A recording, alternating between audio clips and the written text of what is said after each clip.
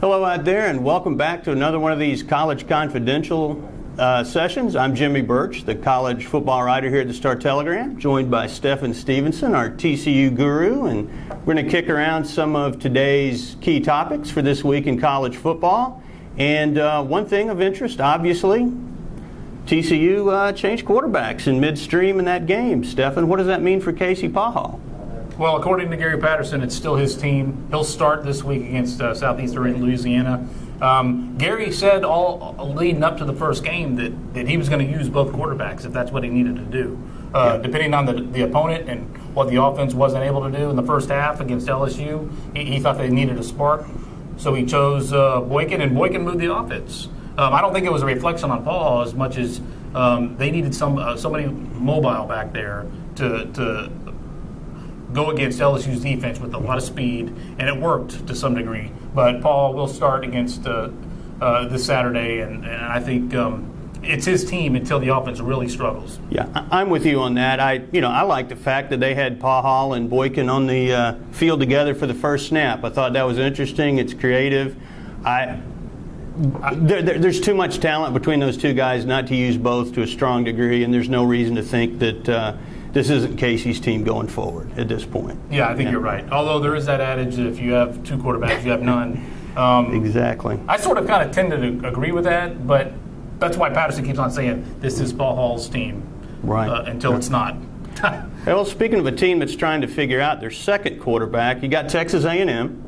And everybody knows who their main quarterback is, and everybody knows what a firestorm he created over the weekend with some of his on-field actions and the way he dealt with Coach Kevin Sumlin coming off the field. Sumlin's made it clear that, hey, all you outsiders, that wasn't the show of disrespect that you want it to be. I whispered like thunder in Johnny's ear. Johnny got the message. We'll find out Saturday against Sam Houston State, but we'll really find out a week from Saturday against Alabama. What do you think? I think it's overblown by ESPN talking heads.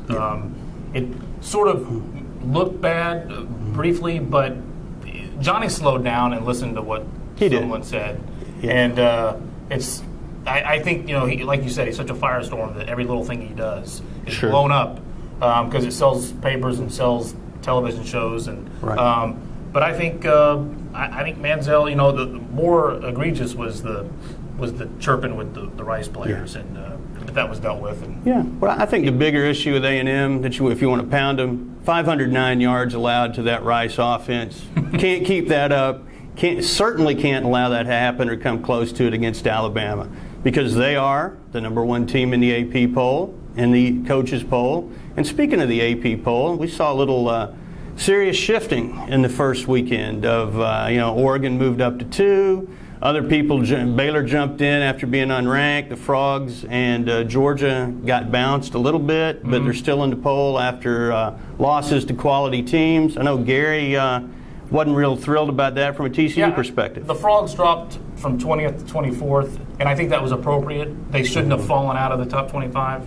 But Patterson did make a comment at his luncheon Tuesday that it was interesting that some teams who, he didn't name names, but Baylor, for one, played an inferior team and put up big offensive numbers and moved up. It moved up ahead of TCU. And I think Gary was throwing it out there and asking the question, what do you think is the right way to go about it? Playing a really tough opponent in that first week, having a loss maybe on your record, or playing some FCS team that you know you have a W with? Sure. Well, as somebody who's voted in the AP poll for a long time, there's no greater momentum switch than preseason poll and first poll.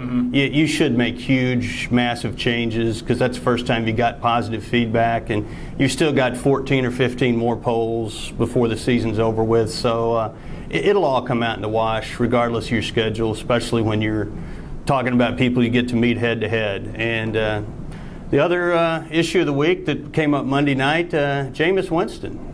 Flavor of the month in college football. Florida State quarterback looked fantastic. Then said that, guess what, I would have just as soon gone to Texas. I was real interested in doing that. The Longhorns didn't reach out to me.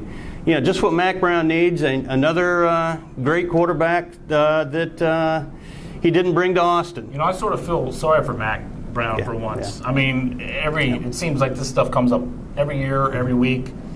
This kid grew up in Alabama, right? He did. He's from Alabama, and he's a heck of a baseball player. Ranger property, by the way. And apparently he called Texas. His high school coach said he called Texas like 4 or 5 times and never got a call back when he was a senior or junior. Who knows? Texas denies it, right? Well, it's from their information, and that's all you can go by. They were told it was either going to be Florida State or Alabama, and that the young man would be a great baseball player, might even go pro. Didn't go pro. Rangers took him, I believe, in the 15th round because he had made such an issue of that he wanted to play football. Bottom line, he's not a Texas kid. If he's an in-state product, you can hammer Mack for this. They haven't had a whole lot of luck with some of their out-of-state quarterbacks that have come in. Witness Connor Brewer, who just recently transferred. Okay, we'll see. As long as David Ash plays well, it's no issue. And David Ash has played a really good second half against New Mexico State. He needs to pick it up. If David Ash picks it up, does what he's capable of with all the talent around him, this will go away. Yeah, I think the Florida schools don't take shots for not getting Bridgewater, who went to Louisville. He's a Florida kid, right? Right. You can only play one at a time. And Texas is 1-0, and we'll see. But I sure like what I saw from Winston. And thanks for joining us this week. And be sure and check us out on StarTelegram.com. And thanks for joining us.